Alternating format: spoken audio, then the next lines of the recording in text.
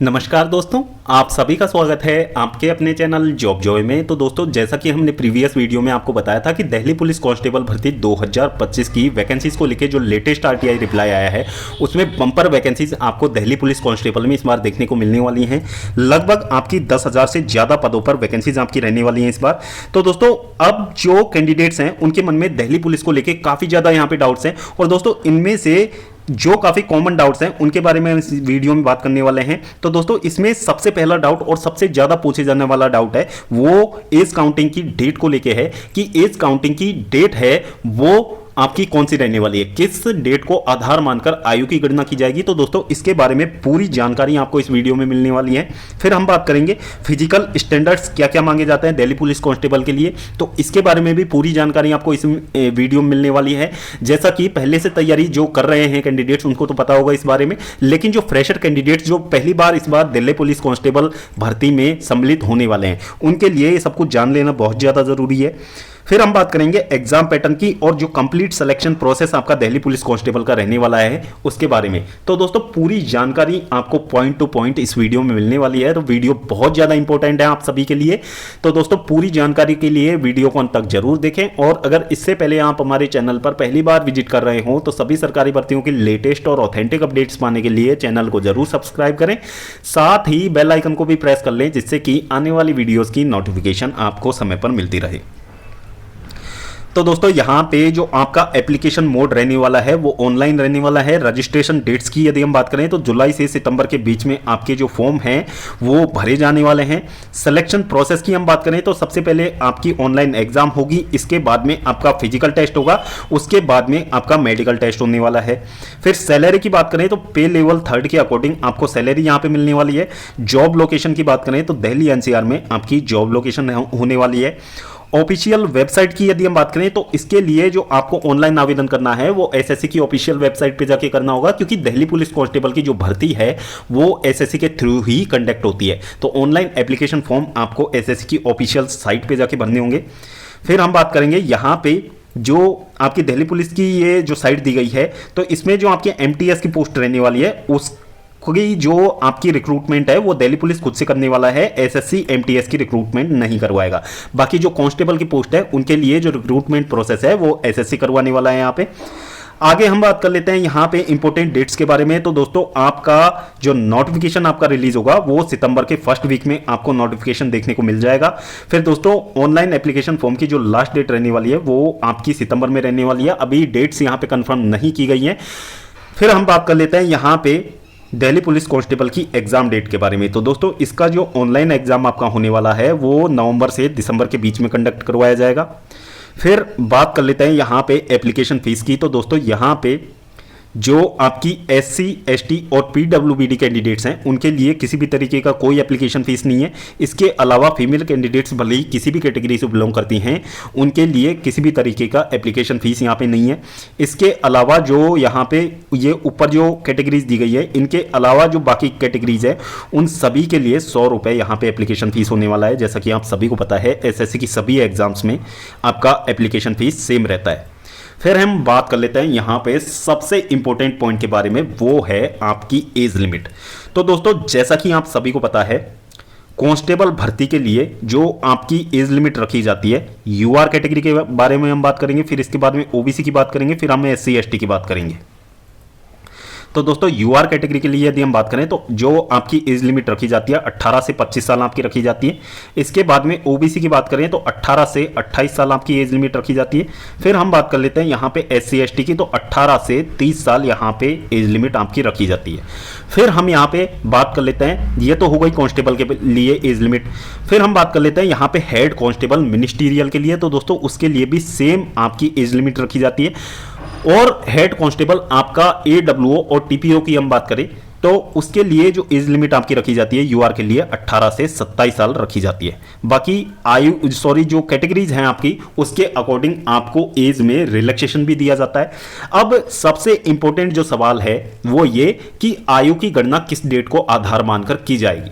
तो दोस्तों, एसएससी का जो अभी तक का ट्रेंड रहा है जिसके आधार पर एसएससी यहाँ पे आयु की गणना करता है उसके बारे में हम बात कर लेते हैं। तो दोस्तों, यहाँ पे एसएससी दो छमाही को आधार मानकर आयु की गणना करता है। तो पहला जो आपका छमाही होता है वो 1 जनवरी से लेके आपका 30 जून तक चलता है।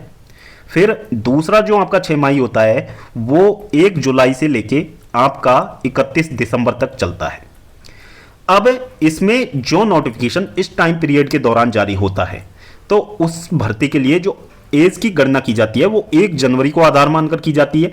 और यदि कोई नोटिफिकेशन इस टाइम पीरियड के दौरान आपका रिलीज किया जाता है तो उसकी जो आयु की गणना है वो 1 जुलाई को आधार मानकर की जाती है। तो अब यहां पे जो आपका दिल्ली पुलिस कांस्टेबल की भर्ती है वो आपकी जो कंडक्ट करवाई जाएगी वो उसका नोटिफिकेशन आपका सितंबर में रिलीज होगा। तो आपकी जो एज की काउंटिंग है वो 1 जुलाई 2025 को आधार मानकर की जाने वाली है। तो 1 जुलाई 2025 से आपकी आयु की गणना होगी। तो दोस्तों होपफुली आपका ये जो आयु की गणना को लेके जो सवाल है वो यहां से क्लियर हुआ होगा। अब बात कर लेते हैं फिजिकल स्टैंडर्ड्स की। तो दोस्तों यहां पे मेल्स के लिए हम सबसे पहले बात कर लेते हैं। तो 170 सेंटीमीटर आपकी हाइट मांगी जाती है। Categories other than as given below, यानी कि जो ये नीचे कैटेगरीज दी गई हैं इनके अलावा जितनी भी कैटेगरीज हैं उनके लिए 170 सेंटीमीटर आपकी हाइट मांगी जाती है मेल कैंडिडेट्स के लिए। फिर यहां पे जो ये कैटेगरीज यहां पे दी गई हैं इनके लिए 165 सेंटीमीटर आपकी हाइट मांगी जाती है। फिर हम बात कर लेते हैं यहां पे चेस्ट की। तो दोस्तों 81 से 85 सेंटीमीटर आपकी यहां पे चेस्ट मांगी जाती है और मिनिमम 4 सेंटीमीटर आपकी चेस्ट एक्सपेंड होनी चाहिए। फिर 5 सेंटीमीटर का रिलैक्सेशन आपको यहां पे दिया जाता है जो कि आप यहां पे कैटेगरीज देख सकते हैं उनके लिए। अब बात कर लेते हैं फीमेल कैंडिडेट्स के लिए। तो फीमेल कैंडिडेट्स के लिए हाइट की जो रिक्रूटमेंट यहां पे रखी जाती है तो वो आपकी 157 सेंटीमीटर रखी जाती है। बाकी 155 सेंटीमीटर ये जो कैटेगरीज आपकी दी गई हैं इनके लिए हाइट मांगी जाती है।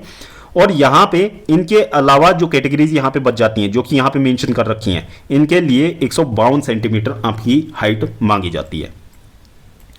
अब आपके फिजिकल में क्या क्या यहां पे करवाया जाता है। तो सबसे पहले हम मेल कैंडिडेट्स के लिए यदि हम बात करें तो जिन भी मेल कैंडिडेट्स की आयु 30 साल तक है तो दोस्तों उनके लिए 6 मिनट में 1600 मीटर आपकी रनिंग रहने वाली है। 6 मिनट में 1600 मीटर आपकी रनिंग रहेगी। फिर हम बात कर लेते हैं यहाँ पे लॉन्ग जंप की। तो दोस्तों 14 फीट आपकी लॉन्ग जंप रहने वाली है। और हाई जंप की बात करें तो यहाँ पे 3 फीट 9 इंच आपकी हाइट की जो यहाँ पे जो हाई जंप है वो आपकी रहने वाली है। फिर इसके बाद में यदि हम बात करें तो जिन कैंडिडेट्स की आयु 30 से 40 वर्ष के बीच में है उनके लिए रेस के लिए 7 मिनट का समय आपको दिया जाएगा। लॉन्ग जंप यहाँ पे 13 फीट की आपकी रहने वाली है। हाई जंप की यहाँ पे बात करें तो 3 फुट 6 इंच आपकी हाई जंप यहाँ पे रखी जाएगी। फिर हम बात कर लेते हैं यहाँ पे अबोव 40 ईयर्स वाले कैंडिडेट्स की।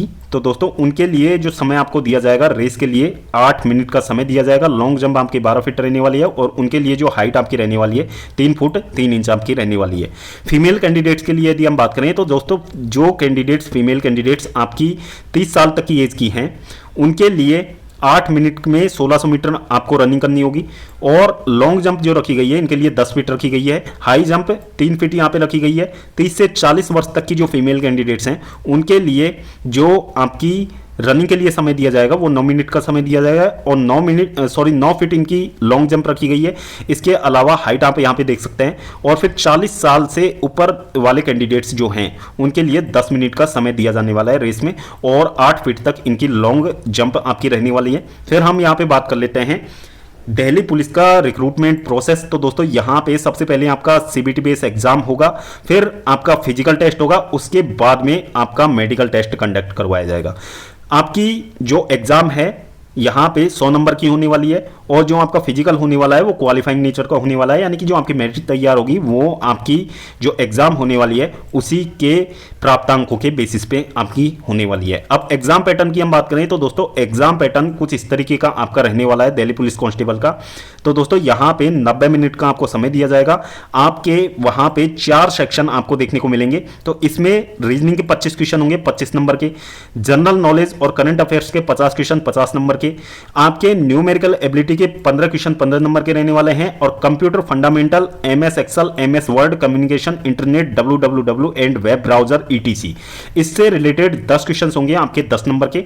टोटल 100 क्वेश्चन आपके होने वाले हैं, 100 नंबर के, 90 मिनट का आपको समय दिया जाएगा। तो दोस्तों एग्जाम के प्राप्त अंकों के आधार पर ही आपकी जो फाइनल मेरिट है वो तैयार की जाएगी। और दोस्तों आपकी जो एग्जाम है मल्टीपल शिफ्ट में कंडक्ट करवाई जाएगी, तो आपका यहां से जो है नॉर्मलाइजेशन प्रोसेस यहां पे होगा, तो इसके आधार पर आपकी जो फाइनल मेरिट है वो तैयार की जाएगी।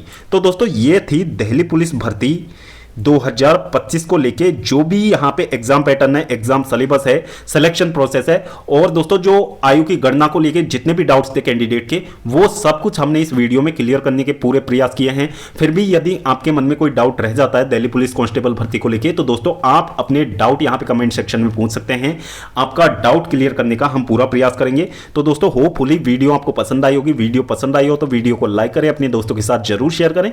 और अगर इससे पहले आप हमारे चैनल पर पहली बार विजिट कर रहे हो तो सभी सरकारी भर्तियों की लेटेस्ट और ऑथेंटिक अपडेट्स पाने के लिए चैनल को जरूर सब्सक्राइब करें, साथ ही बेल आइकन को भी प्रेस कर लें, जिससे कि आने वाली वीडियोस की नोटिफिकेशन आपको समय पर मिलती रहे।